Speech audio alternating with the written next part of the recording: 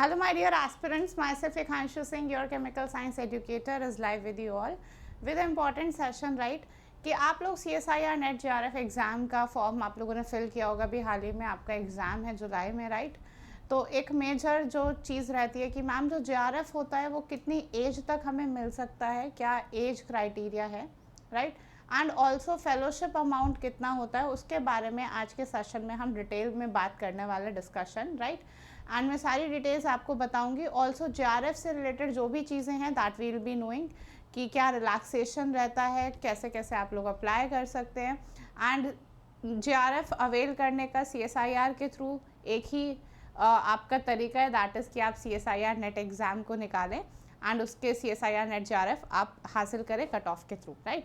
चलिए, तो अब स्टार्ट करते हैं सेशन को कि यहाँ पर कितना स्टाइपेंड हमें मिलता है, इनिशियल ईयर्स अमाउंट क्या होता है, एंड आफ्टर 2 इयर्स जब आप जूनियर रिसर्च फेलो से सीनियर रिसर्च फेलो में कन्वर्ट होते हो, अगर आपने 2 साल सही से काम किया, अगर जो आपकी कमिटी है वो रिव्यू करती है आपकी performance and they promote you to SRF, then उसके बाद आपको क्या फेलोशिप अमाउंट मिलता है। Just one time you have to qualify the exam. तो वो सारे डिटेल्स मैं आपको बताने वाली हूँ, ठीक है? शुरू करते हैं एंड जानते हैं कंप्लीट डिटेल्स अबाउट JRF। तो देखिए, JRF की जो एज लिमिट है, किन किन लोगों को मिल सकता है। आपकी जो एज लिमिट है वो 30 साल से ज़्यादा नहीं होनी चाहिए on the first day of the month in which examination is concluded, that is जुलाई 2025। तो 1 जुलाई 2025 आपकी जो DOB है, गूगल पे आपको इजीली एज कैलकुलेटर मिल जाएगा, एंड 1 जुलाई 2025 वहाँ तक आप अपनी एज कैलकुलेट कर लें। अगर 30 साल से आपकी चाहे 2 दिन कम है, चाहे 3 दिन कम है, चाहे 10 दिन कम है, अगर 30 ईयर से आप बिलो हैं तो आप लोग JRF को अवेल कर सकते हैं। एंड रिलैक्सेशन आपको मिलता है अप टू 5 ईयर्स का, जो कैंडिडेट्स OBC NCL कैटेगरी से हैं, या फिर SC ST PWD third gender category से हैं, या फिर अगर आप विमेन हैं। तो यानी कि अगर फीमेल कैंडिडेट्स है तो ऑब्वियसली आपके लिए ये जो ईयर का जो बार है वो 30 से कहाँ हो गया, 35 ईयर्स, राइट? अगर आप SC ST कैटेगरी से OBC NCL, ये जो आप अपनी कैटेगरी है ना, यहाँ पर जाकर एक बार चेक कर लीजिएगा कि आप इस लिस्ट में आ रहे हैं या नहीं आ रहे हैं, right? Then PWD third gender, इन सब के लिए क्या है, 5 ईयर का रिलैक्सेशन है। तो आप लोग अपनी एज कैलकुलेट कर सकते हैं कि क्या DOB है टिल 1 जुलाई 2025। अगर आप 35 ईयर्स तक भी हैं तो भी आप लोगों यहाँ पर जो JRF है वो अवेल कर सकते हैं, राइट? चलिए, ऐसा नहीं है। देखिए, हाँ, एक चीज़ और स्टूडेंट कहते हैं कि मैम हम PhD स्टार्ट होगी तब हम 36 के हो जाएंगे, 35 के हो जाएंगे तो चलेगा। ये आप जब एग्ज़ाम दे रहे हो, JRF क्वालिफाई कर रहे हो, तब के लिए। तो उसके बाद ऑब्वियसली आप जब 5 साल करोगे तो आपकी एज ज़्यादा ही हो जाएगी, तो उससे लेना देना नहीं है, राइट? जिस एग्ज़ाम के साइकिल के लिए आप अपेयर हो रहे हो, आप ये वाला एग्ज़ाम निकालते हो, तो 1 जुलाई 2025 तक आपकी एज यहाँ पर देखी जाएगी, ठीक है? ये इसी बार का क्राइटेरिया है और मैं बहुत ही डिटेल में आपको बता रही हूँ। देन आगे और भी गिवन है कि और किन किन कैंडिडेट्स को रिलैक्सेशन है यहाँ पर, जैसे फॉरेन यूनिवर्सिटी से ड्यूली अप्रूव्ड है, रिकॉग्नाइज्ड है, ये सारी चीज़ें आप पढ़ सकते हैं, राइट? कि जिन लोगों को 5 इयर्स का जो रिलैक्सेशन है वो मिल जाता है एज में। देन यहाँ पर आप लोगों को गिवन है असिस्टेंट प्रोफेसर बनने के लिए there is no upper age limit in applying for joint CSIR UGC NET. You know, assistant professor के एग्ज़ाम की जो एज लिमिट है वो कहीं 45 रहती है, कहीं 50 रहती है। सो वहाँ पर कोई अपर एज लिमिट है ही नहीं वैकेंसी में अप्लाई करने की। तो नेट में भी असिस्टेंट प्रोफेसर LS क्वालिफाई करने की कोई एज लिमिट नहीं है। आप किसी भी साल, अगर आपको लगता है yes I want to be the assistant professor, आप सिंपली फॉर्म फिल करें, नेट की तैयारी करें एंड यू कैन, राइट? ठीक है। नाउ एडमिशन टू PhD करने की भी कोई एज लिमिट नहीं है। बहुत सारे लोग करियर में काफ़ी लेट PhD करते हैं, कुछ लोग काफ़ी अर्ली भी PhD करते हैं, राइट? सो दैट डिपेंड्स कि आप कब करना चाहते हैं एंड कब आपको लगता है कि yes I have to do, कि yes this is something that I have to. So there is no upper age limit in applying for joint CSIR UGC NET admission to PhD। तो third category and second category में apply करने की कोई age limit नहीं है।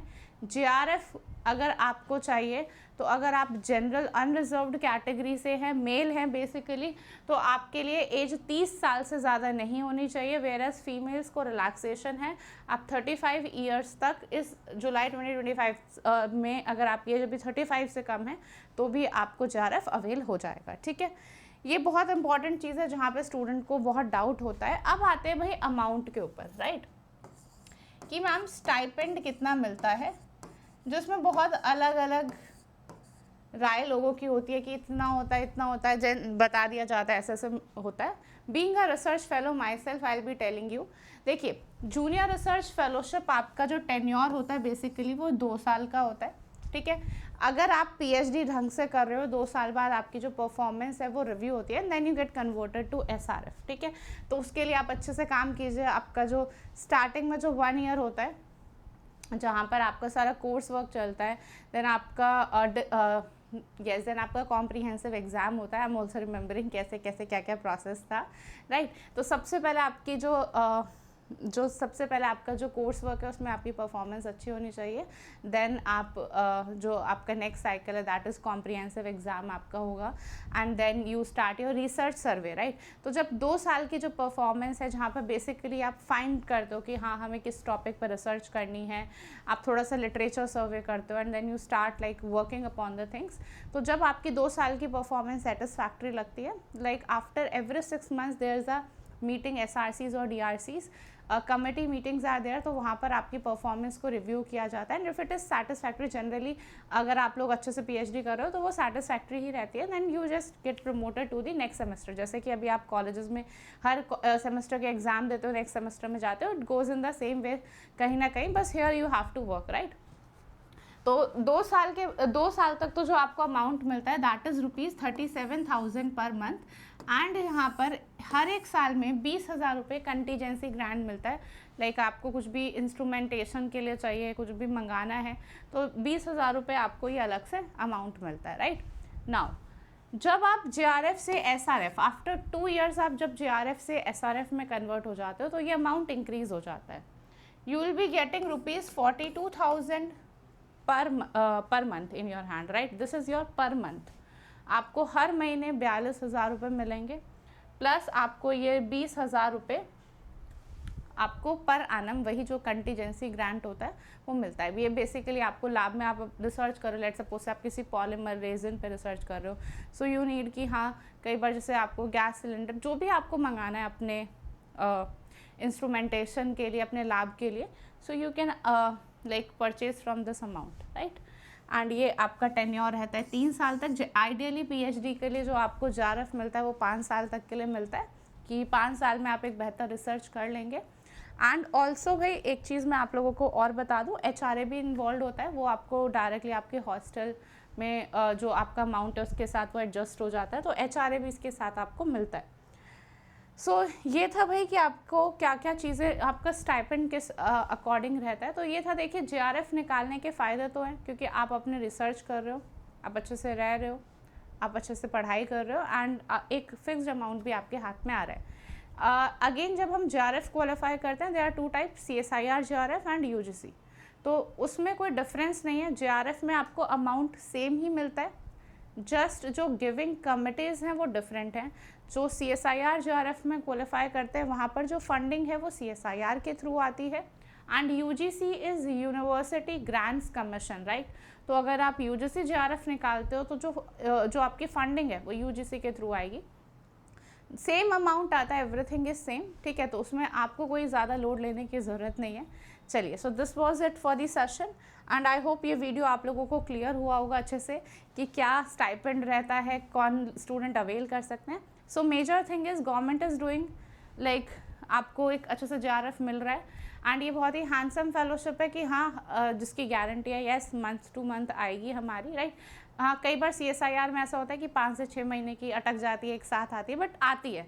जितने भी months की नहीं आई है वो एक साथ आएगी। UGC में थोड़ा ज़्यादा स्मूथ होता है कि हाँ वो आती रहती है मंथ टू मंथ, तो उसमें आपको परेशान होने वाली बात नहीं है, वो आएगी आपके पास, आपकी जो फेलोशिप है। जस्ट आपको जो करना है that is you qualify the JRF, and आपकी जो सीरीज़ है भाई JRF की प्रिपरेशन की, ऑलरेडी हमने यूट्यूब पर स्टार्ट कर दी है। एंड एप्लीकेशन पे आपके mock test, free mock test मैं डेली ले रही हूँ लाइव एट 9 PM, तो आप मॉक टेस्ट देना ना भूलें। एंड बैचेस में भी हम crash course plus detailed revision कर रहे हैं। So be there in the classes, अच्छे से पढ़ लीजिए and just qualify the JRF if you want to do the research, qualify the assistant professor if you want to be an assistant professor, right? So myself Lekhanshu Singh, your chemical science educator, signing off for the day and wishing you all the luck.